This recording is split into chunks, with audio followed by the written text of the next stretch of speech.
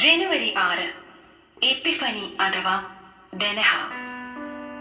Epiphany ഗ്രീക്കിൽ നിന്നും നിഷ്പതിച്ച ഒരു ഇംഗ്ലീഷ് പദവും ദനഹ സുറിയാനി പദവുമാണ്. പ്രത്യക്ഷീകരണം അഥവാ ഉദയം എന്നാണ് ഈ വാക്കുകൾക്ക് അർത്ഥം. ക്രിസ്തുവിന്റെ ജനനം ആദ്യമായി വെളിപ്പെടുത്തപ്പെട്ടത് ദരിദ്രരായ ആട്ടിടയന്മാർക്കാണ്. രണ്ടാമതായി വെളിപ്പെടുത്തിയത് വിജാതീയ ശാസ്ത്രജ്ഞന്മാർക്കാണ്. അവർ ഗാസ്പർ, ബാൽത്തസാർ, മെൽക്കിയോർ എന്നീ പൗരസ്ത്യ ദേശത്തു നിന്നുള്ള 3 രാജാക്കന്മാരാണെന്നും പാരമ്പര്യമുണ്ട്.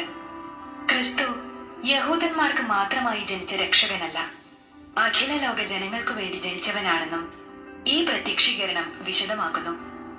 പരസ്യ ജീവിതത്തിന്റെ പ്രാരംഭത്തിൽ ക്രിസ്തു സ്വീകരിച്ച ജ്ഞാനസ്നാനത്തിന്റെ പ്രതീകമായി എപ്പിഫനിയെ കാണുന്നവരുമുണ്ട്.